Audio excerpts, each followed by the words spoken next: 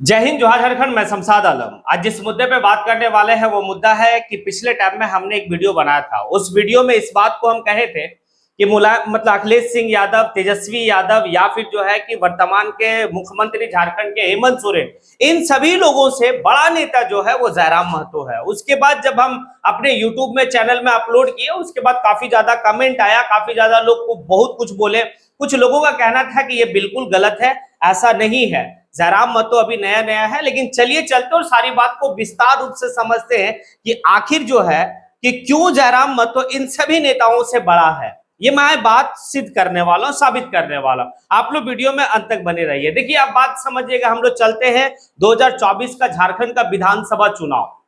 झारखंड का विधानसभा चुनाव होता है, यानी कि यहां पर त्रिकोणीय चुनाव देखने को मिला। एक तरफ मतलब इंडिया गठबंधन, एक तरफ एनडीए गठबंधन और एक तरफ अकेला जयराम महतो। इंडिया गठबंधन में आप देखेंगे तो कांग्रेस, जेएमएम, आरजेडी, वाम दल। और एनडीए गठबंधन में अगर आप देखेंगे तो बीजेपी, आजसू, जदयू, ये तमाम तरह की दलें जो है कि उनके साथ है, अब चुनाव लड़ती है। लेकिन एक बात समझिएगा, झारखंड का बीजेपी का कोई एक नेता ऐसा नहीं था जिसके नाम पर, जिसके चेहरे पर बीजेपी वाले लोग वोट मांगे। अब दूसरी तरफ अगर आप देखिएगा तो कांग्रेस में भी कोई एक ऐसा नेता नहीं था जिसके नाम और जिसके चेहरे पर कांग्रेस वाले लोग वोट मांगे। अब बात यहां पर क्या है कि आखिर बीजेपी को जो वोट पड़ा तो वो किसका चेहरा और किसके नाम पे पड़ा, और अगर कांग्रेस में जो है कि अगर वोट पड़ा तो किसके नाम और किसके चेहरे पे पड़ा, ये भी बात समझेंगे। इंडिया गठबंधन में अगर किसी को वोट पड़ा है किसी के नाम पे तो वो कौन है। अब यहां पर समझिएगा, बीजेपी में जितने भी लोग खड़े थे, अगर किसी के नाम पर अगर वोट पड़ा है तो वो देश के प्रधानमंत्री माननीय नरेंद्र मोदी जी के नाम पे जो है कि झारखंड के विधानसभा के चुनाव में उनके नाम पर वोट पड़ा, बीजेपी के नाम पर। कोई व्यक्तिगत व्यक्ति के नाम पर जो है कि वोट नहीं पड़ा है। आप देख लीजिए ना, बाबूलाल मरांडी जो है कि एक सीएम चेहरा के रूप में लोग देख रहे थे बीजेपी के तरफ से, आज प्रतिपक्ष का नेता और प्रदेश अध्यक्ष है बीजेपी का। उसके बावजूद भी उनका अपना सीट निकालना जो है कि काफी मुश्किल हो गया था। और किस तरह से जो है कि हेमंत बिस्व शर्मा जो है कि असम के मुख्यमंत्री, वहां का एक निर्दलीय उम्मीदवार को कैसे हाईजैक कर लिए थे, तब जाकर जो है कि बाबूलाल मरांडी राजधनवार विधानसभा से वो चुनाव जीतते हैं। जब अपना वो विधानसभा में अपने चेहरा पे वोट नहीं ले पा रहे हैं तो भाई पूरे प्रदेश में वो अपने चेहरे पे वोट ला पाएंगे, ऐसा नहीं है।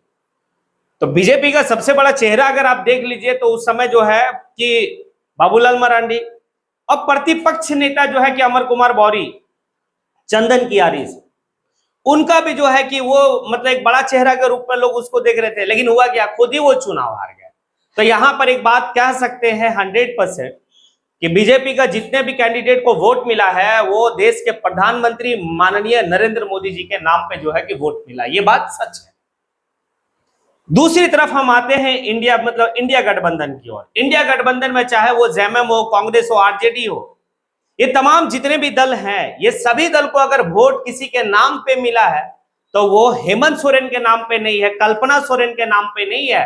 क्योंकि कल्पना सोरेन का हर वो आने की मंच पे भाषण आप सुनेंगे जिसमें अपने ससुर जी का नाम, आने की माननीय शिबू सोरेन जी का नाम ले लेकर वो वोट मांगी है। और अगर झारखंड के झारखंडी लोग, आदिवासी लोग, मूलवासी लोग अगर वोट किए हैं तो ना वो कल्पना सोरेन का चेहरा देखकर और ना जो है कि आपका हेमंत सोरेन का चेहरा देखा। अगर किसी का चेहरा देखकर आदिवासी भाई लोग और भी जो है तमाम तरह के जो है कि कोर वोटर उनका है, अगर वोट किए हैं तो वो दिसम गुरु माननीय शिबू सोरेन के नाम पे वोट किए हैं। ये बात भी झुठलाया नहीं जा सकता है, वरना बहुत ऐसे लोग हैं।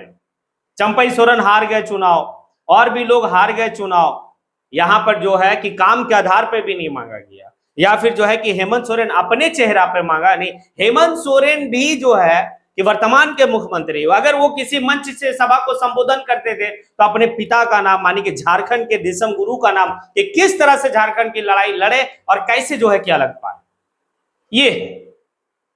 अब तीसरा और चलते हैं। अब तीसरा खेमा, तो तीसरा खेमा जेएलकेएम। जेएलकेएम में 70+ सीट पे वो चुनाव लड़ रही थी। अब एक बात है कि ना जेएलकेएम के पास, आने की माननीय टाइगर जयराम महतो के पास ना कोई संसाधन, ना कोई बड़ा चेहरा, ना कोई अनुभव, ना उनके साथ वैसे लोग, ना उनकी संगठन, कुछ नहीं रहने के बावजूद भी अगर चेहरा पे अगर वोट मिला है, तीसरा कोई चेहरा जिसके नाम और जिसके चेहरा पे वोट मिला है, तो वो डुमरी के विधायक माननीय जयराम महतो के नाम पे मिला है। इस बात को कैसे झूठला सकते हैं कि खुद जयराम महतो दो दो जगह से चुनाव लड़ते हैं और एक जगह तो चुनाव को निकालते हैं, दूसरे जगह में जो है कि एक सेकंड नंबर, मतलब सेकंड नंबर पे रहते हैं। दूसरा अगर हम बात करें तो उनका कई ऐसे विधानसभा हैं जहां पर जयराम महतो के नाम पर जो है कि वो उस विधानसभा के कैंडिडेट को 70,000, 60,000, 50,000, 40,000 वोट मिला है। उस कैंडिडेट का चेहरा और कैंडिडेट के नाम पे नहीं।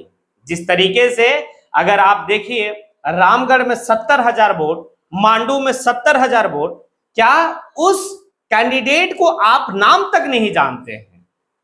उस कैंडिडेट का आप वैसा कार्य को भी नहीं देख पा रहे हैं, चुनाव के बाद भी ना चुनाव से पहले भी।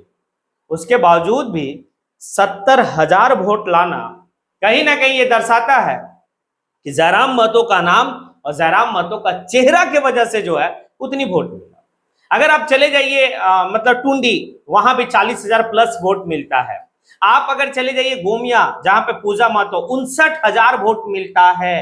भाई 59,000 वोट कम नहीं है। और वैसे जगह पर जहां पर जो है कि दिग्गज लोग हैं, अच्सू के लंबोदर महतो, योगेंद्र महतो जो है कि जेएमएम से काफी तेज तरार नेता, वहां पर पूजा महतो को जो महज 26-27 साल की एक फर्स्ट पीढ़ी का यानी कि नेत्री कह सकते हैं, उसका कोई बैकग्राउंड नहीं है, उसके बावजूद भी 59,000 वोट लाना ये कोई छोटा काम नहीं है, काफी बड़ा काम है। लेकिन किसके चेहरा पर? पूजा महतो का चेहरा पर नहीं।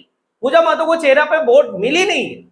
वो चेहरा किसका था? जयराम महतो का। ये बात कैसे साबित होता है? आप देख सकते हैं कि लोकसभा का चुनाव में हजारीबाग विधानसभा से संजय मेहता चुनाव लड़ते हैं, लेकिन संजय मेहता जब चुनाव लड़े तो उनको जो है कि 1.5 लाख प्लस वोट आता है लोकसभा में।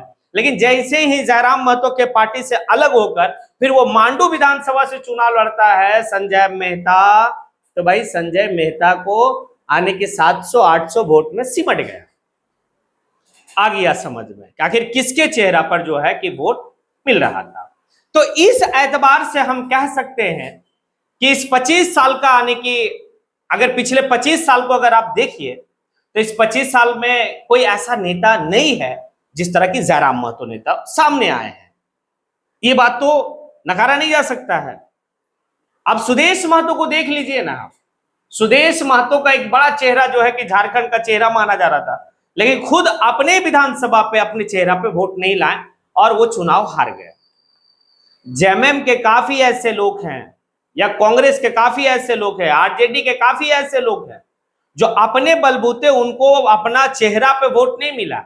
वरना जयराम महतो तो सही कह रहा था कि भाई दूध का दूध और पानी का पानी तब हो जाता जब जितने ये लोग जो है कि गठबंधन करके चुनाव लड़ रहे थे और अकेले अकेला चुनाव लड़ते ना, तो समझ में आ जाता कि आखिर कौन है और क्या है, नहीं है और कहां पे कौन है। इसीलिए कहा जा रहा है कि भाई जयराम महतो, चाहे वो अखिलेश यादव हो, चाहे वो तेजस्वी यादव हो, चाहे वो झारखंड के वर्तमान के मुख्यमंत्री हेमंत सोरेन हो, इस सभी लोगों से, इन नेताओं से जो फर्स्ट आने की जो मतलब है, इन लोगों से काफी, जो युवा नेता है, इन लोगों से काफी आगे जयराम महतो का कद है। जयराम महतो इन लोगों से काफी बड़ा नेता के रूप में है, जिसके चेहरा पर क्या है भाई? वोट मिलना।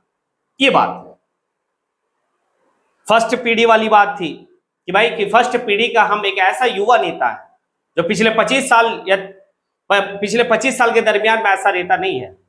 बाकी जिनका मैंने नाम लिया, चाहे वो अखिलेश सिंह यादव हो या फिर जो है कि तेजस्वी यादव हो या फिर जो है कि वर्तमान के मुख्यमंत्री हेमंत सोरेन हो, ये लोग सेकंड पीढ़ी का नेता है, अपने फादर का विरासत को संभाल रहे हैं, अपना कोई जो है कि इमारत या अपनी विरासत कोई खड़ा नहीं किया।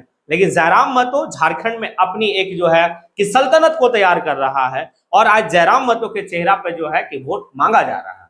24 का यही तो आंकड़ा रहा है कि भाई 3 लोग के चेहरा पे झारखंड में चुनाव हुआ और वो 3 लोग का चेहरा पे ही वोट जो है कि माननीय लोग को मिला। पहला, अगर एनडीए गठबंधन में अगर वोट अगर सब किसी कैंडिडेट को मिला है तो वो माननीय देश के प्रधानमंत्री नरेंद्र मोदी जी के नाम पे। दूसरा, इंडिया गठबंधन में अगर किसी कैंडिडेट को अगर वोट मिला है तो वो देशुम गुरु शिबू सोरेन, माननीय शिबू सोरेन जी के नाम पे। और तीसरा खेमा को अगर हम देखेंगे तो भाई JLKM भी जो है कि अपने का बेहतर आने की पोजीशन पे था। तो अगर JLKM के कैंडिडेटों को, हालांकि JLKM एक ही सीट आने की जयराम महतो डुमरी से निकाले, लेकिन दबदबा तो काफी ज्यादा रहा और काफी जगह से वोट लाया और वोट मिला भी तो भाई जयराम महतो के चेहरा पे। इस आधार पे मैंने कहा।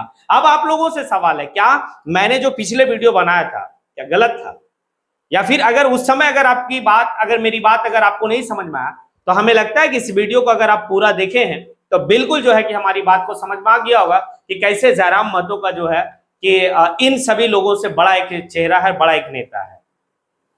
अगर आपको लगता है कि मैंने जो कहा वो सही कहा तो आप कमेंट बॉक्स में आके कमेंट करें, और अगर आपको लगता है कि नहीं आपने सही नहीं कहा तो भी आप कमेंट करें, क्योंकि मैं नेक्स्ट टाइम में नेक्स्ट वीडियो में मैं बेहतर करूंगा। इसी के साथ मैं अपनी बात को यहीं पे समेटता हूं। जय हिंद।